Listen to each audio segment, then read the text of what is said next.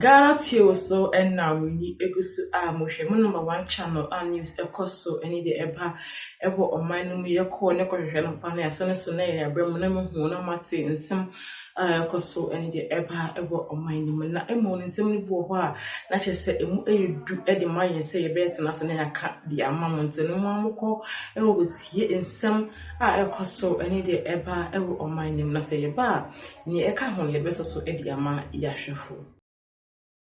It's amazing to see you still around. The work that you and Oye did to encourage women into politics, it was amazing. And I had the privilege of being a reporter, following you around everywhere and doing your press conferences. From Joy, right? Those days I was at Joy, yeah, yes. I remember when you guys picked the forms to run district assembly elections, just to encourage women to do it. You guys did a fantastic job. I don't remember what your role at FIDA was at the time, but I think you had... I was the executive director. Yes, you were the executive director of FIDA, yes. And yes. That's the umbrella that you had used to move on this thing. And you were very much appreciated by the Gladys Asmes, Christine Checha, Comfort Owusu, and all of those people. Yes. You did such a fantastic job. Supportive of me. But in this country, we don't often remember these things. I mean, those people like you and Oye were those who made women want to participate in public life at the beginning. Because we had just come from the coup, and all the women were not interested in this public life thing. But you moved on and encouraged the young people, and then today you have young people in parliament. I mean, we couldn't have thought about in 96 that we have a 30-something-year-old woman in parliament. Today we have them, and I think it's credit to you. You've done a fantastic and amazing job. So when I heard that you were worried about something, I was worried too. That when people like Gloria Foyibuedu are worried, because I'm sure you sat back knowing that the work has been achieved, it's going on. Young people, young women are participating. But when I heard on Asasi Radio that Gloria is talking about something she's worried about, I said, hey, that's why I called you, and thank you for coming. So you are worried about the Chief Justice processes. But the Constitution guarantees it, says that where you want to, the Constitution knew that maybe one day we might want to remove a Chief Justice. So it puts it there. What's the problem with that, Auntie Gloria? Well, don't forget that we have the Constitution in law and in practice. We are a constitutional democracy, right? We are just 30-something years old. The presidential system of government that we are looking at, which is the United States system, has never removed the Chief Justice. And I mean never.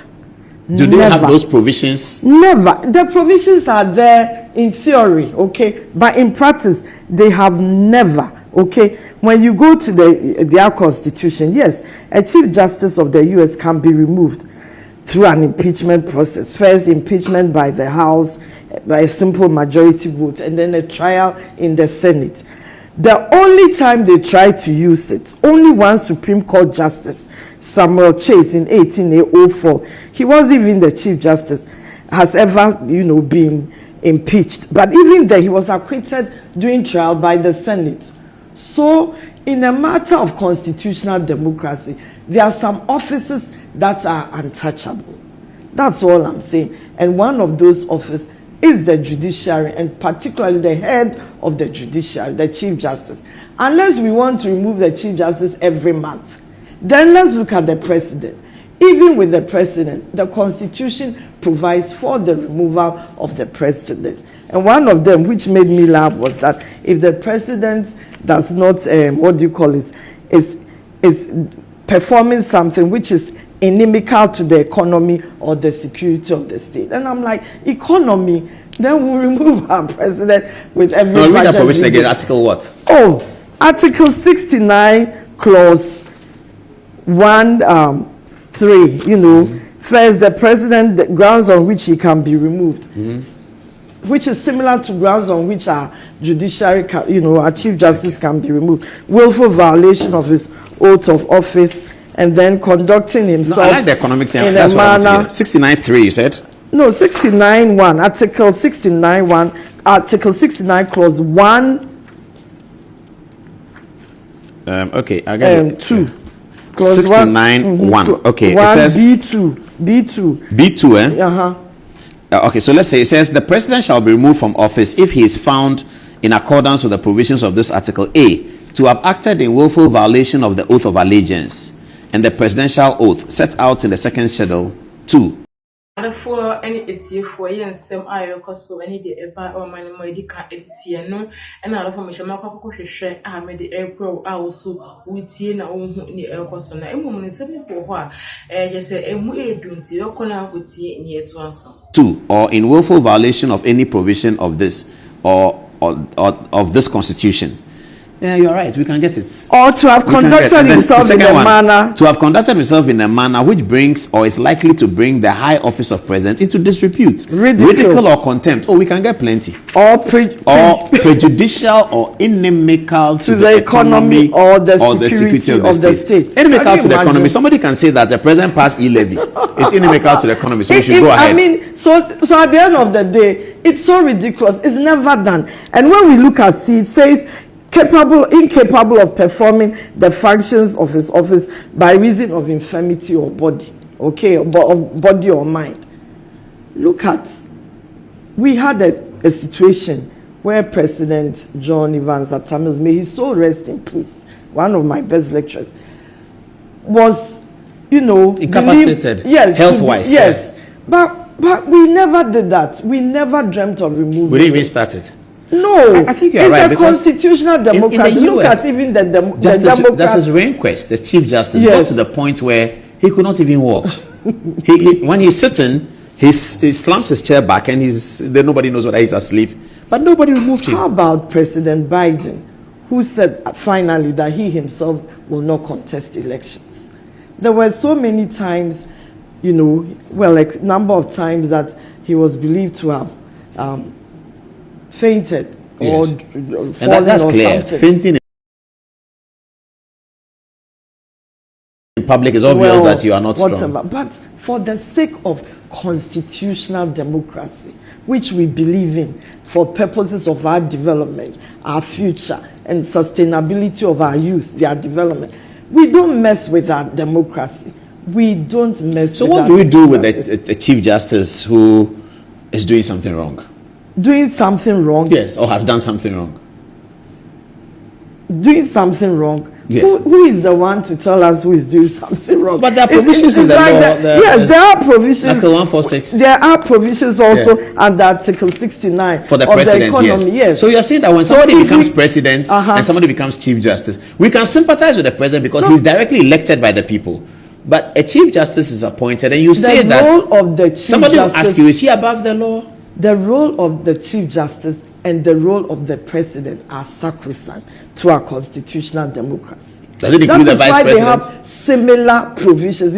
When you look at the Speaker of Parliament, when you look at the MPs, it talks of how they will vacate their offices. It's silent on removal because there are processes on how a Speaker can vacate his office or how an MP shall vacate his seat. But if you realize with the removal, there's only the position of the president akin to the position of the Chief Justice. So my question is, those who drafted the Constitution knew exactly why there are provisions for the removal of the president, which is the grounds. The grounds are similar to that of the Chief Justice. And when we look at it, so it means that it's in theory, but it shouldn't happen. It's in theory, but it shouldn't happen. It shouldn't. Otherwise, we'll change our presidents every when you say that, when somebody becomes Chief Justice, and then we'll also change our Chief Justice. You remember the last Chief Justice? We kept reading about petitions, but the Supreme Court did not.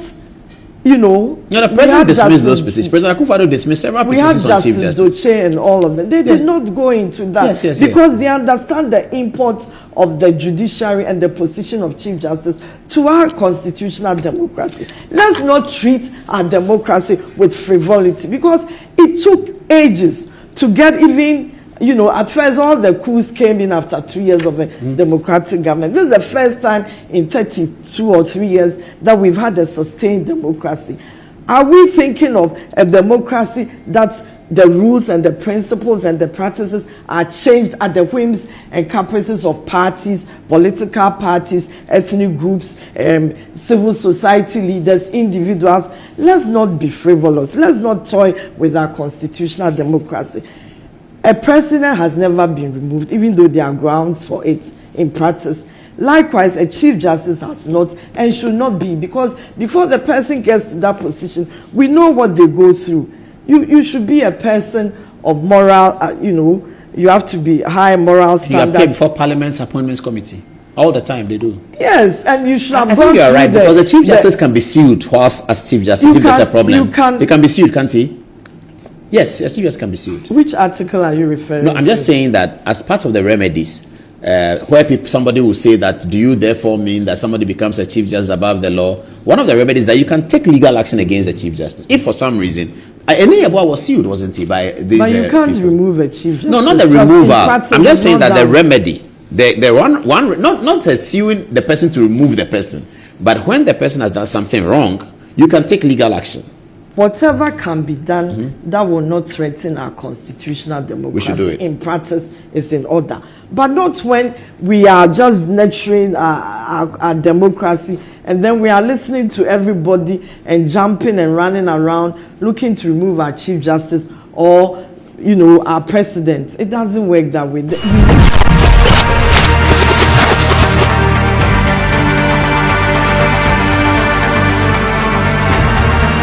Any ETF for her and I'm brown quite missy vefe some I also any day by a woman Michelle and not if from your hair Ghanatube so